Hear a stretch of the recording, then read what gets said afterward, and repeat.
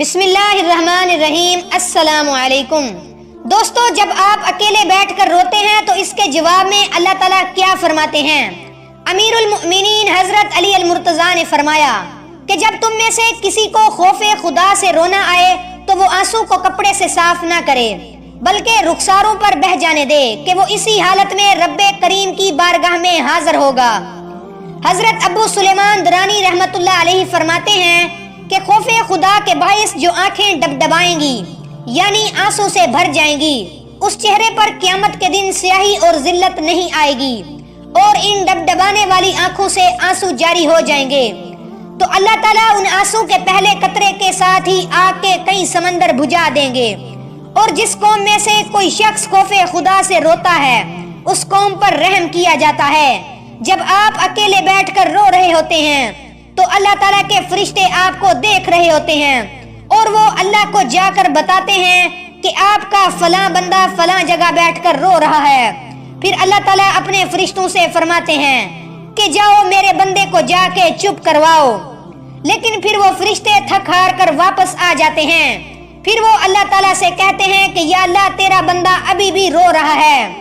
پھر آپ کو پتا ہے کہ اللہ تعالیٰ کیا فرماتے ہیں؟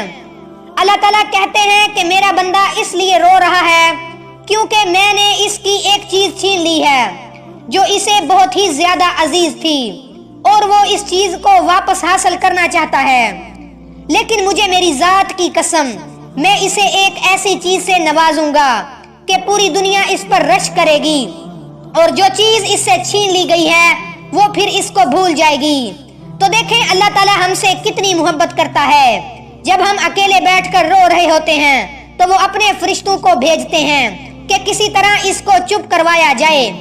اس لیے کبھی آپ خود کو اکیلا مت سمجھیں، کیونکہ اللہ تعالیٰ ہر وقت آپ کے ساتھ ہوتا ہے اور آپ کو دیکھ رہا ہوتا ہے، چاہے آپ خود کو ایک اکیلے کمرے میں ہی بند کیوں نہ کر کے رو رہے ہوں، وہ وہاں بھی آپ کو دیکھ رہا ہوتا ہے، اور چاہے آپ کو پوری دنیا اکیلا ہی کیوں نہ چھوڑ دے مگر وہ ہمیشہ آپ کے ساتھ ہوتا ہے۔ تو صبر رکھیں اور اللہ تعالیٰ پر بھروسہ رکھیں، ایک دن تمہیں تمہارے صبر کا صلہ ضرور دیا جائے گا۔ وہ نصیب لکھنے والی ذات جو دلوں میں خواہش ڈالتی ہے اور ان خواہشوں کو پورا کرنے پر بھی قادر ہے۔ دلوں کا سکون تو فقط دل بنانے والے کے پاس ہے، وہ آپ کو تکلیفوں اور مشکلات سے نکال سکتا ہے۔ اللہ سے اچھا گمان رکھو کیونکہ وہ تمہیں تمہاری طاقت سے زیادہ کبھی نہیں آزمائے گا، اور تم ان منزلوں پر خوش ہو جاؤ جو اللہ نے تمہارے لیے چنی ہے، پھر وہ تمہیں ان منزلوں تک خود ہی لے جائے گا جن تک تم پہنچنا چاہتے ہو۔ تمہارا یقین اور تمہاری دعائیں ہی تمہارا مقدر ہوتی ہیں، اور ایک دن تم اپنی دعاؤں سے سب حاصل کر لو گے۔ بس صبر رکھو اور بہترین وقت کا انتظار کرو جو اللہ تعالیٰ نے تمہارے لیے مقرر کیا ہے۔ بے شک اللہ پاک کی بارگاہ میں آپ کوئی بھی دعا مانگ سکتے ہیں، کیونکہ دعا کرنے میں کوئی پابندی نہیں ہے۔ ایک دن تمہارے پاس وہ سب ہوگا جسے پانے کی امید میں تم اتنی دعائیں کرتے ہو اور راتوں کو اٹھتے ہو۔ اللہ تعالیٰ تمہیں وہ سب کچھ دے گا جس کی تم تمنا کرتے ہو، اور وہ تمہارا بے شک انتظار ضائع نہیں جانے دے گا۔ یعقوب علیہ السلام نے کہا کہ میں اپنے رنج و غم کی فریاد صرف اللہ سے کرتا ہوں، اور اللہ کے بارے میں جتنا میں جانتا ہوں تم نہیں جانتے۔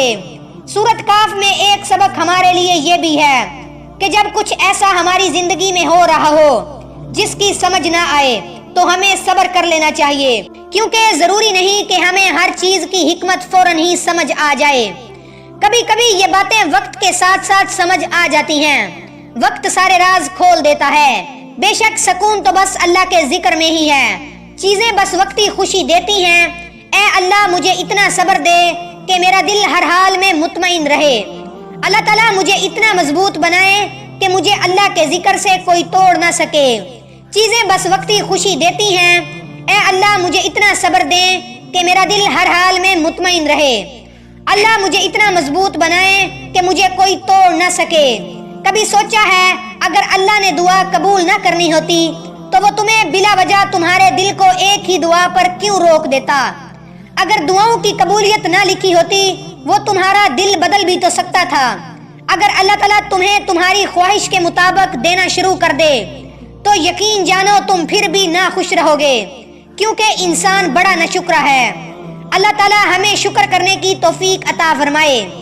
ऐ टूटे दिल वाले खामोश बंदे, अल्लाह तुमसे मोहब्बत करता है और बेपनाह करता है, और वो तुम्हें तुम्हारी ख्वाहिशात से ज्यादा देने वाला है। इसकी राह में चलते जाओ, क्योंकि मंजिल बहुत खूबसूरत है। अल्लाह ताला कुछ दरवाजे तुम्हारी बेहतरी और तुम्हारी हिफाजत के लिए बंद करते हैं। उंगलियों को इन्हीं दरवाजों में फंसाते हुए फिर वो तकलीफ मजीद बढ़ जाती है। दुआएं मांगो और इस जात से बार बार मांगो, जो चाहे मांगो। इस जात की मसलतों पर यकीन रखो, जो हो रहा है होने दो, इसमें तुम्हारी ही बेहतरी होगी। और जिंदगी में आने वाला कोई भी इंसान बेमकसद नहीं आता, और ये इंसान हमेशा आपके साथ भी नहीं रुकता। कुछ लोग ऐसे मिलते हैं जो आपके साथ जिंदगी भर के लिए रुक जाते हैं, और कुछ लोग ऐसे होते हैं जिनके साथ एक मुद्दत तक का सफर होता है और फिर रास्ते अलग हो जाते हैं। कुछ लोग अच्छे मिलते हैं और कुछ लोग आपको तोड़ देते हैं, लेकिन हर इंसान अपने साथ कोई ना कोई सबक लेकर आता है।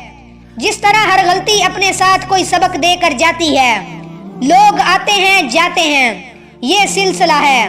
तो जब कोई जिंदगी में ऐसा आए जो आपके साथ हमेशा के लिए आ जाए, तो अल्लाह का शुक्र अदा करें। और जब कोई साथ छोड़ दे, तो वो जो सबक आपको पढ़ा गया है, बस इस सबक को याद रखें, ताकि जिंदगी में दोबारा आपसे कभी वो गलती ना हो। नाजरीन, हमेशा मुसीबतों पर सब्र करें, अल्लाह के हजूर झुकें और रो रो कर फरियाद करें, और हमेशा अल्लाह से मांगें। आपकी हर दुआ कबूल होती है। नाजरीन, अल्लाह के 99 नामों में से एक नाम जरूर लिखें। शुक्रिया।